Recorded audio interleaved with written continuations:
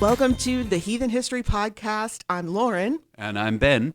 And this is our live episode from Trothmoot, where we were at the gloriously beautiful Fort Flagler State Park in Washington State. On beautiful Puget Sound, an authentic fjord. Yes, it was very Viking-ish. Have you raided a fjord lately? So in this episode, we have two really great guests with us. Melodi Grundy, also known as Sagadis. And Diana Paxson, also known as Diana Paxson. Also known as famous author, everything. She's amazing. So enjoy our very first live episode from Trothmoot. The leader of Freya's folk, based out in San Francisco. And Edred stepped back, did not yet formally sever himself from the Troth, but was pretty much done with it and focused on the Rune Guild. After that. He turned the Troth over to Prudence Priest, which astonished me because Edred, if you've read any of his stuff, is very ceremonial, magically oriented, and extremely hierarchical and very high church. And Prudence is one of the last of the tie-dyed hippies, although she could do ceremonial stuff. But so he turned the organization over to her. And I'm actually holding up an old picture of Edred Thorson that appears in one of these old copies of Vortru that I've got. Frankly, he looks like he's about to grab the mic stand and sing some classic rock or something like that. I thought that was a picture of Jim Morrison. Yeah, Jim Morrison didn't have a mustache quite that big, but just glancing at it, I thought that was Jim Morrison. Yeah, there is a very everybody definite. looked like that in those days. Okay, there is a very definite LA woman vibe about the picture. Maybe we can put that up on our our site. One thing I do kind of want to point out to some of our newer heathen listeners, back then they didn't have the same level of resources that we had to do research, even on an academic level. It's not like now where I can go and send an email. You know, Ben has gotten stuff from all over the world.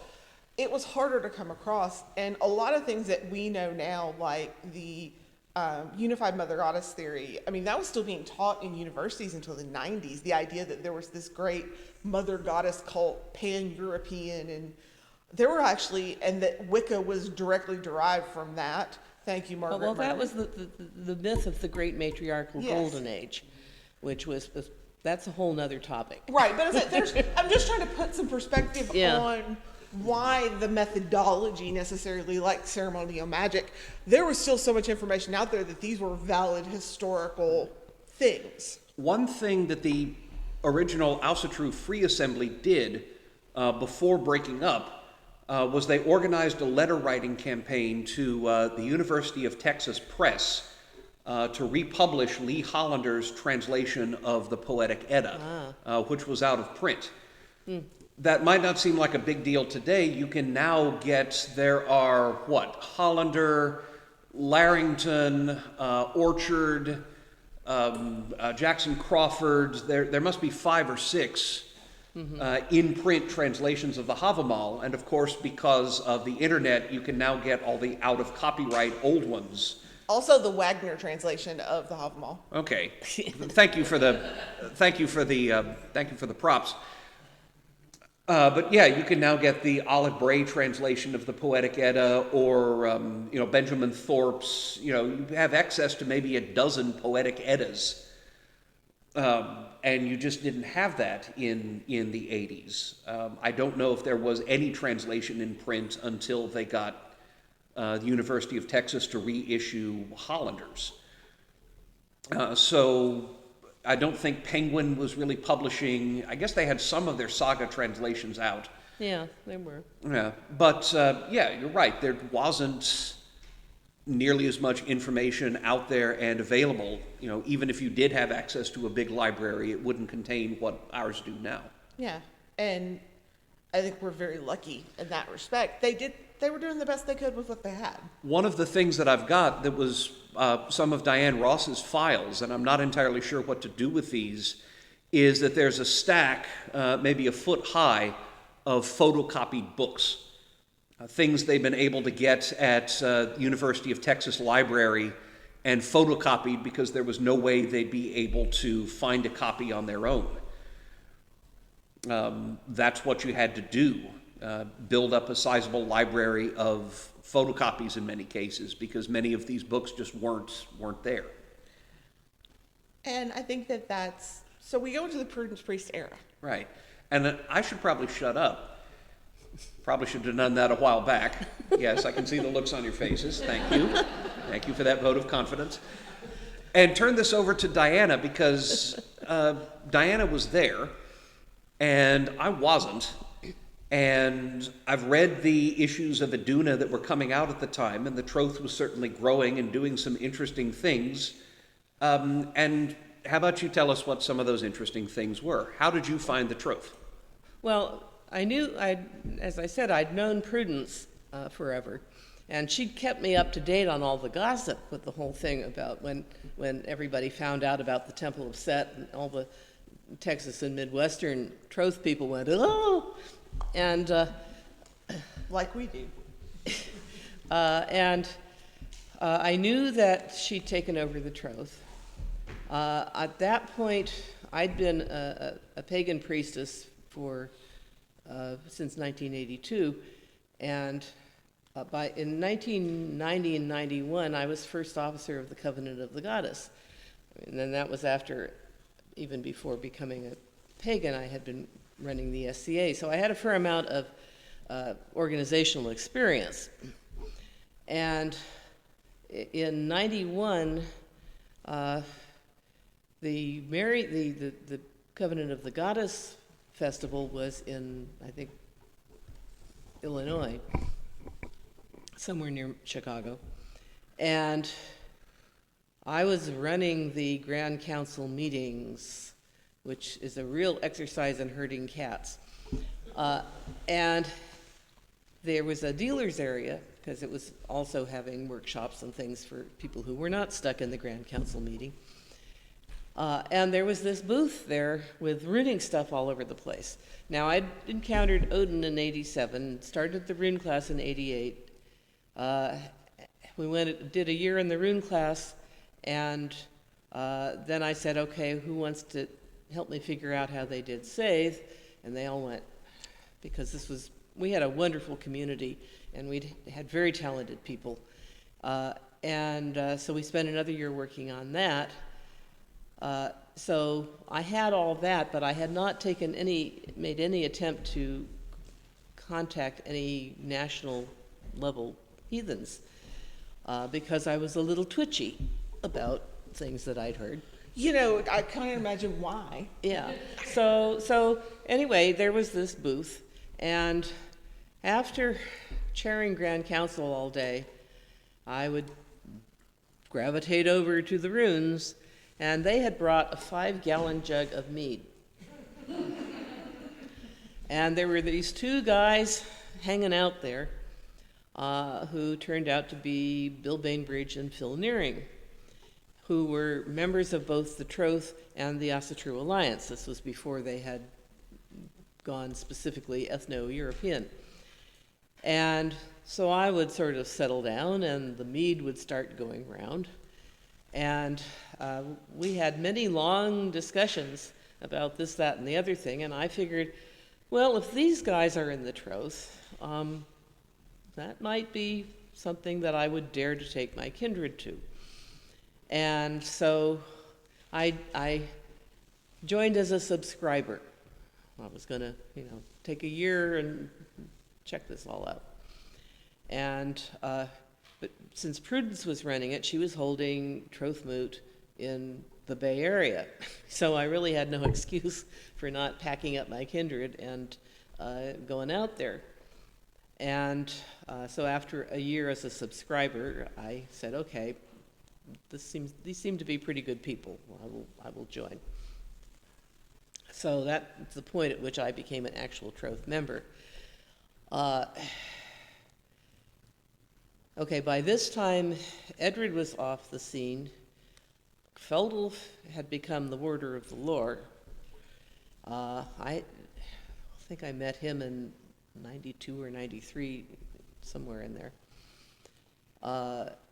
And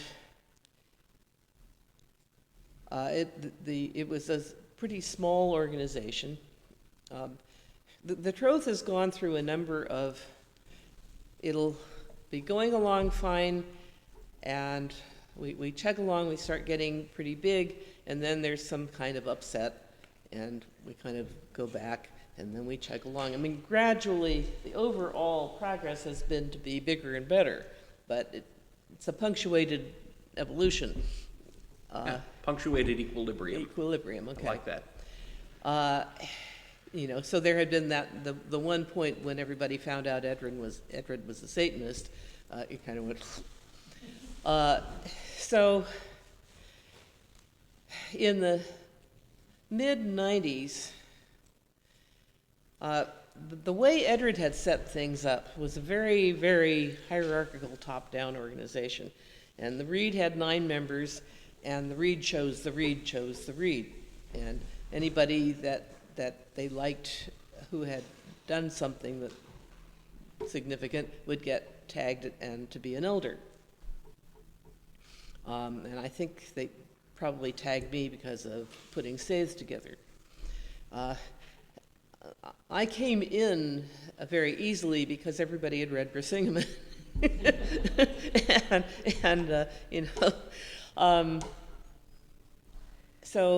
And they also wanted me to be on the Reed. Well, heathens, I think, in general, at least the kind of heathens we've had in the Troth, tend to be more congregationalist in approach than Episcopal. And it was becoming increasingly clear that having this organization, this directorate that kept choosing itself, basically, there was, members had no vote. Members could certainly write in and express their opinions and so forth, but there was a growing movement for member representation, and the existing Reed, by that time, they wanted to appoint me to the Reed, and at that point there was enough agitation going on for representation that I said, I will serve on the Reed for 1 year, but no more unless we have elections. And having been through all this in the SCA 10 or so years earlier, there's a point in an organization where you have 3 choices. Because people stand up and say, okay, who put you guys in charge? And at that point you can either say, oh, you want to do the work here. You can say, over my dead body, and get booted out. Or you can say, oh, okay, let's see if we can work out some kind of a logical transition. And I told Prudence this, and she didn't understand. And she was still digging her heels in about not changing anything. But we had enough people on the Reed who agreed that the time had come to make a change in how things were organized. This was around 96. And so the year that I call the Glorious Revolution, and it was major blow-up time, and a lot of people resigned, and it kind of left me and Bill Bainbridge trying to run the whole thing. And we sat down, and I used my previous organizational experience, and we rewrote the bylaws and set things up with what is basically the current organizational structure. The bylaws, I should point out, however, have been revised many, many times since then. But, and then we slowly started building our membership back up again. Can I add a funny one? Uh-huh. Real fast. Uh-huh. Around this time, I've gotten married to Gefildoffer, and we're living in Sweden. Well, I should tell that story. No, because then you can tell about living in Sweden. Oh, okay. Because the story of how you met him. Okay. So she was living in my house. And Kveldolf had written me that he wanted to come out to the Bay Area, and there was some initiatory work that he wanted to do, and he thought maybe I could help him. So, and I said, okay, great, and we'll lay on a feast for you, and, do this, and we'll do that, and so forth, So it was the great Troth elder Kveldolf is going to come to visit Hrafnar. So the whole kindred is there, and we've got the roast pork and the whole 9 yards. And so now you tell what happened. Well, okay, actually, I had moved out. I was still in Hrafnar, but Yeah. I was living with my friend Bill, and we had a pottery class that we changed the night of so we could go to hear Gunderson. Now, I had always heard this person referred to as Gunderson says. So I'm imagining this 15-year-old guy with a monocle, right? And we all thought that, and I walk in and I see this wonderfully handsome young man who I don't remember doing this, but apparently actually blurted out, because I looked at Bill, my roommate, and I looked at him, and I said hi, and we met, and I said, by the way, are you straight or gay? And the nice young man looked at me and said, what? And I said, well, my roommate and I both think you were very handsome, and we want to know which one of us should throw themselves at you. And, it turned out, to make a long story short, for about the first 10 minutes, I gathered that Kveldoffer was looking at my other friend, who also is, so we say, kind of, for radio listeners, well proportioned, but he was looking up at her, and then he looked down at me. I'm 4'8", and he's 5'6". And so it wasn't quite love at first sight, which I did not believe in until then, but it happened. And then you might want to tell about the ritual.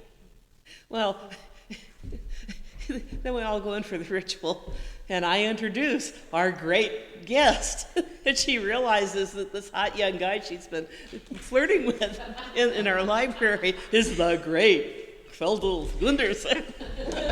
But by then I'd already fallen. So, the rest is history. But the story I was actually going to tell real quickly, back to when the Troth was, okay, we've been married about a year when this all blows up. So we're not there anymore, but we're getting it sideways. We get this email that isn't just to us, but it's to several other people from Edred, which says, obviously everything is false. I've never met Edred, by the way, but I always hear him in my head with this voice of Gunderson, only it's Edred. But he writes, obviously things are falling apart. I must come back from the shadows. I shall be the hidden Drighton of the Ring of Troths. Oh, can I read something here? Can I finish? Go ahead, please. Yeah, because I will be the hidden Drighton of the Ring of Troth. And we had a Norwegian forest cat, this great, big, fat, orange cat that used to, including when Diana came to stay, would go under the bed and hide and snore. And when Diana was staying with us, she actually experienced this. She goes, the bed is snoring. Okay. And Kveldoffer looked at me and he said, Edred is not the hidden Drighton of the Ring of Troth. Our cat is the hidden Drighton of the Ring of Troth, hiding beneath the bed. So actually, to this day, we believe that Fokhari, aka the Great Pumpkin, is really running things somewhere from beneath the bed in Freya's Hall. Yeah, Bill Bainbridge got this letter and called me up and quoted it to me, and I said, right, he wants to come back and get the credit and not do any of the work. I actually have the letter here. Edred reprinted this in his History of the Rune Guild. There's a lot of old clippings and correspondence that you can't find anywhere else. And I'll bet. Yeah, I'll bet. And it reads as follows: The Drechton's Word, February 14th, 1995, Common Era. With these words, be it now known that I, Edred, claim the office of Drechton of the Ring of Troth. Be it known that I have always been the Drachten, and my token has been that of the raven banner which I have held to myself. With these words, what has been hidden is now made known to all. The work of the Drachten is in his being, not in what he does. The Drachten embodies the highest aspirations of the ring. Looking like Jim Morrison. When he does call upon himself to act in an outward way, it is to call the leadership and the general membership to the work before us and to act as a leader on behalf of the ring in times of conflict with forces outside the ring. I now call upon the High Reed of the Ring of Troth to declare me Drachten of the Ring without dissension, that the threefold might and main can be restored. Yeah. According to his biography, he didn't think for a minute that they'd actually accept him. It was a gambit, Okay. and that's why he said that he had to be accepted unanimously by the Reed. Well, he at least knew that much. Right. The Reed has been known to do things unanimously, actually. Name one. They made you an elder. Oh, I mean, yeah. if you read Mimir as well, if you read Mimir as well, you will see that there are a lot of things passed unanimously. Right. But something like that, no, I don't think so. Right, and I think Bill Bainbridge, right, immediately said no, and Yeah, that yeah. was the end of that. Yeah, so Bill was steersman at that point, and he put out one issue of Aduna and then turned it over to me, and I started with issue 31, which was then being done on a computer, but was then pasted up. Well, Yeah, that I was see- just precious. Yeah, I seem to recall that Bill Bainbridge wrote in that issue of Aduna that he'd appointed you as temporary publisher until someone with the appropriate qualifications could be found. And be it said that this temporary appointment has now lasted something like, 88 issues and counting. Yeah. And I, for one, am perfectly glad. I mean, our qualifications have been hard-earned on the job over many years. Well, I will say that, I am not committed to doing it for the rest of my life. And if there are people who can demonstrate that they have put out magazines and who might want to do a guest issue from time to time or join the team, I would be perfectly happy to consider that. Or even if someone just is willing to learn. Yeah.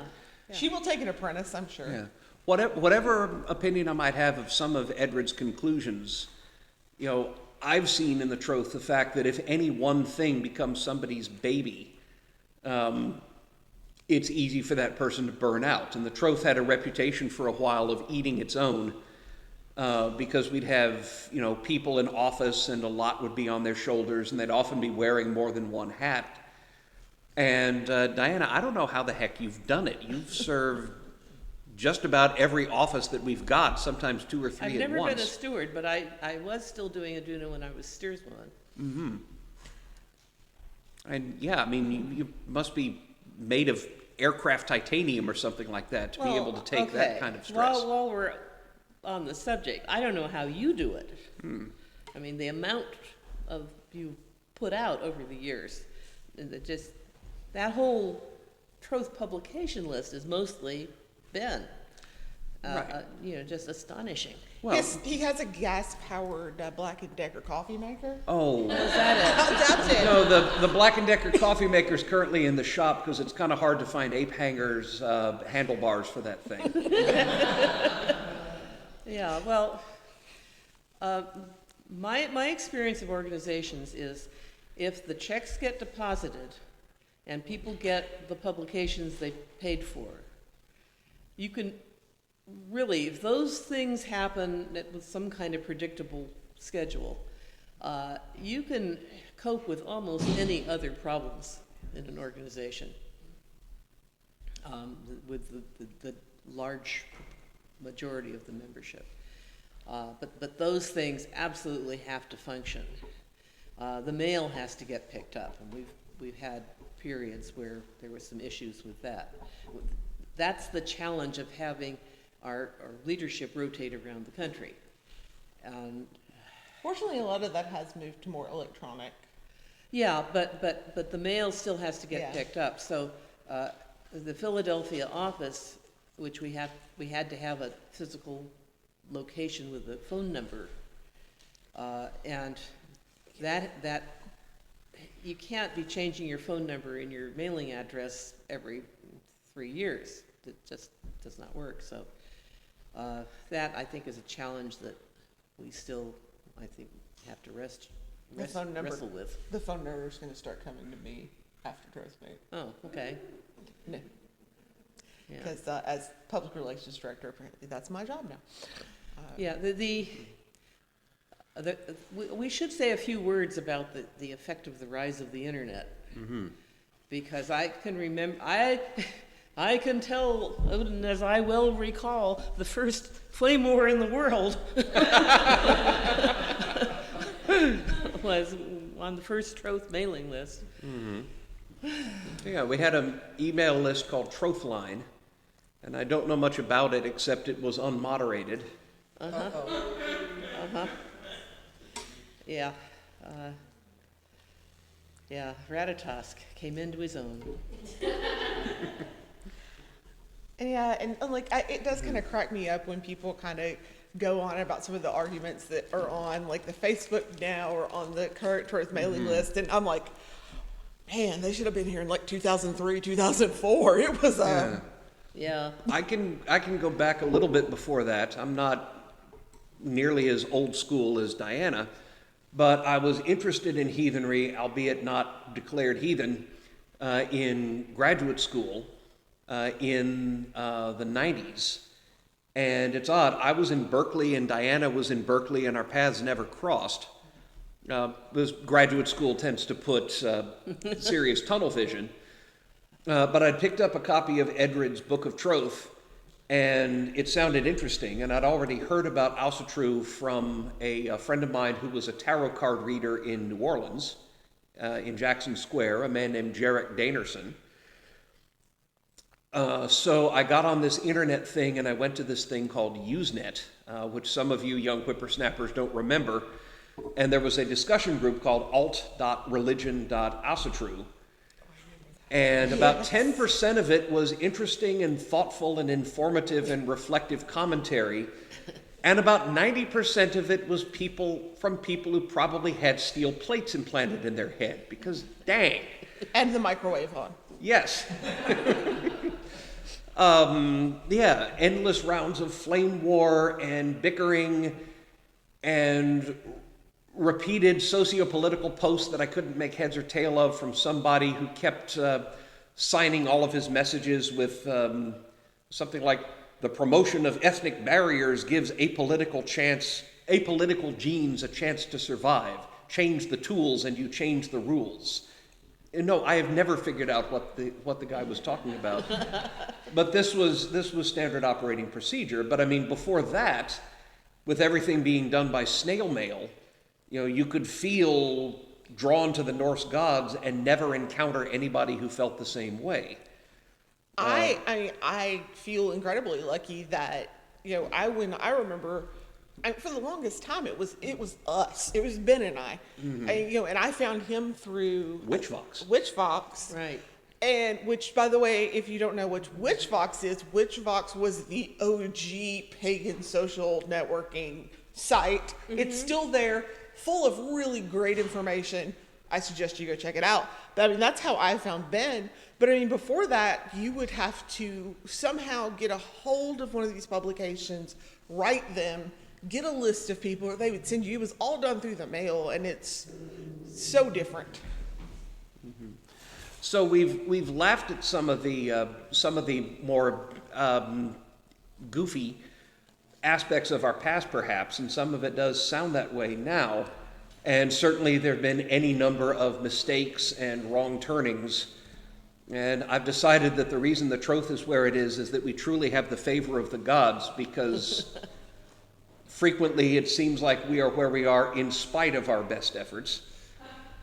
Because there are so many, so much dirty laundry we could air if I wanted to, but I won't. For more information on the history, Stephanie von Schnurbein I can't remember the titles of either of these books, but Stephanie von Schnurbein has written a history of Asatru, and I think it's called Asatru something or other, which also includes the European history, as well as a lot about the American history.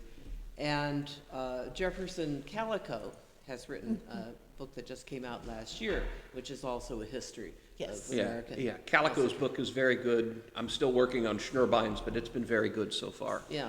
So I want to ask you a question, Diana, because I feel like Diana, I'm sorry, this is something that hits me a lot. And I hear this criticism when it comes to the Troth, is that, and I think part of it is that legacy of Prince Priest, but this idea that, it's Wicca true. It's, you hear a lot of these accusations that we're not real heathens because of the past. What is your answer when people say that? Because a lot of times you and Prudence get brought up in that. Well, the first thing I would ask is define Wicca true. And if they define what they think it is, then I can demonstrate that we're not. But the part of the problem is, especially for the older stuff, a lot of us came to Asatru or Heathenry after having been Wicca, which meant that we had come in with certain knowledge and skills, which was useful. But we and everybody we knew were used to doing things in a Wiccan way. And there are elements in my Profnar practice which are left over from that. So we like to cast a circle or in some way, well, for that matter, the whole Hammerite thing is based on the ritual of the lesser vanishing pentagram Kabbalistic thing. Or inspired by it, I think is the best way to put that. So the ceremonial people had brought in baggage from there, which was not Wicca true, but it was certainly not heathen. Well, later on we'll be doing a more detailed comparison, but the Viking Brotherhood, which later became the Asatru Free Assembly, didn't really do much in the way of organized ritual or worship until after Steve McNallen returned to, not returned, can we edit that out? Yeah. Didn't really do much in the way of organized ritual until Steve McNallen came to Berkeley. Before then, they were simply, even if he'd wanted to, they were just too small, too scattered. And of course, with him serving in the army, there's a lot of limits on, just what he can do organizationally. And a lot of the early writings on actually how do you go about worshiping the Norse gods comes from this time when he's working closely with Prudence Priest. There was a Freya's Folk section in every one of the runestone issues over a certain time until that was withdrawn. I think they had some sort of falling out. I'm not sure what it was about. Well, there was some land in the Sierras, and she was being a caretaker, and I'm not sure exactly, but there was a big upset about that. Right. But yeah, there is even, I will bring this to a future episode of the podcast, but there was actually Freya's Folk and the AFA together sponsored a gathering in Northern California, which actually included getting skyclad. And a lot of the ritual structure of that time comes from Wicca, because Wicca was pretty much the only game in town. Plus, you also at that point in time had a pretty strong belief among the pagan community and among even some academics that Wicca was legitimately a unbroken lineaged practice, and it was historical. Right. And, the people we've talked about in previous episodes of the podcast, Rudd Mills did try to found an actual religion, and he based it on a cross between the Anglican Church and Freemasonry. Elsa Christensen wasn't particularly interested in ritual or worship at all. Most of the content of her newsletter, The Odinist, was socio-political analysis from a far-right / third position perspective. She was proto-Glenn Beck. But she didn't really get into, how do you actually go about honoring the Norse gods? She actually ran a book service for a while, but most of the books that were available were that she offered were right-wing political commentary. There wasn't that much about Norse mythology or Norse religion, and there wasn't anything there that suggests that this was something you could actually do as a spiritual path. And also, I think a lot of people that came into heathenry, and some of them to this day are still kind of maybe don't necessarily identify as heathen, are people like my friends Janet and Gavin in Ireland. And Janet, of course, her first husband was Stuart Farrar. But Janet has always worked, for example, with Freya. And her husband Gavin, I don't know his whole history, but he was a reenactor and very interested in the runes, and he's Saxon. And he teaches, Kveldoffer has sat in on at least one class, and he says, when people want to learn the runes and they're in Ireland, he has no problem with Gavin's rune classes. But yet, if you want to call it Wiccatru, you can, but if you visit their Wiccan circle, they're very often Freyr and Freya, because especially because Gavin is a priest of Freya, that's what he considers himself. They will, and so I think so a lot of groups that came in, especially too early in the Troth, Rofnir started as a spiral circle, if I recall correctly, or started as the rune class. As a rune, it started, I wasn't there yet. And then it was the Saith group, and then we realized we had become a kindred and got ourselves under the umbrella. Oops. But we're a kindred. huh? Yeah. So kind of like, oops, we're a kindred. Yeah, but I remember when you came in and said, we're going to join this thing called the Troth, and everybody said, what?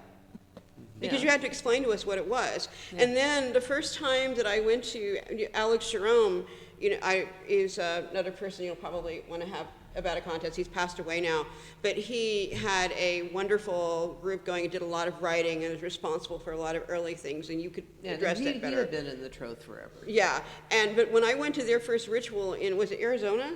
Yeah. Yeah, Arizona. New Mexico. Well, New Mexico. In New Mexico, okay. And I'm standing there, and I have no idea what to do, because it was being an Episcopalian who was suddenly attending a Catholic Mass.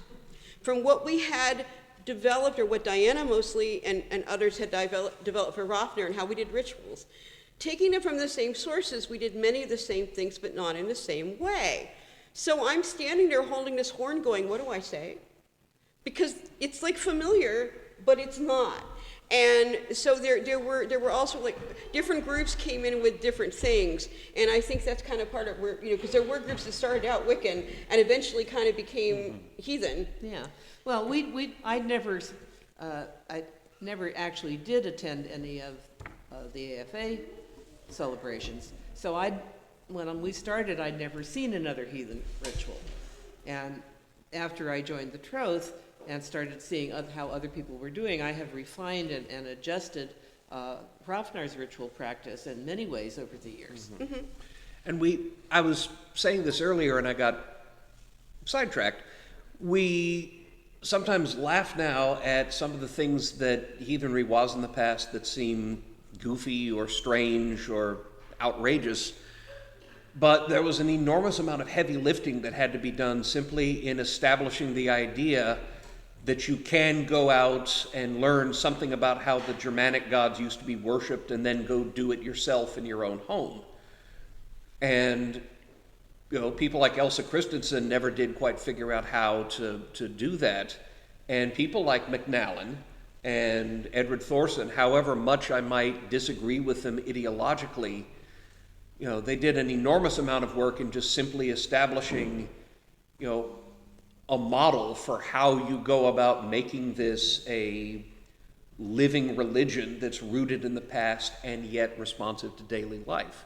And Diana, of course, has done an enormous amount of the heavy lifting as well. And I will say, when I hear that criticism, which is kind of frequent in our neck of the woods, because people, I'm like, listen, has your group been around as long as Rofnar has?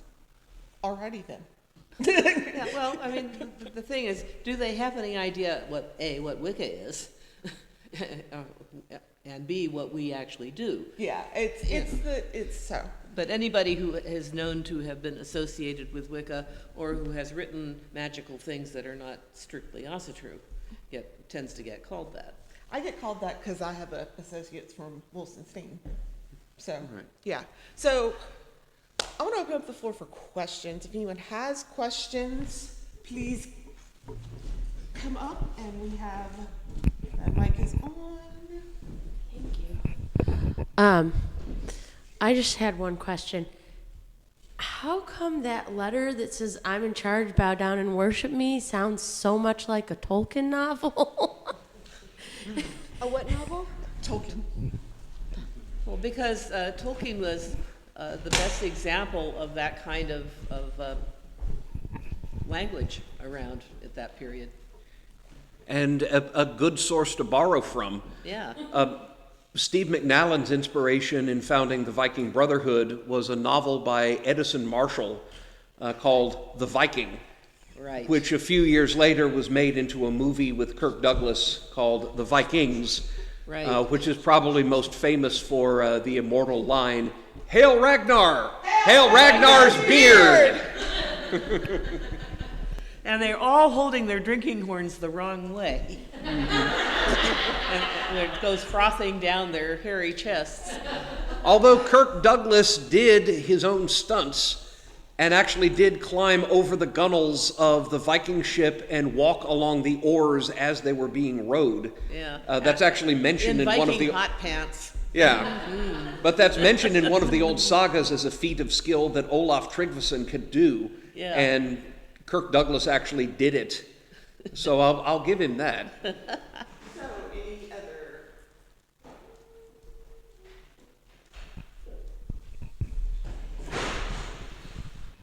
So, if you could go back and do it all over again, what would you do? What, if anything, would you do differently?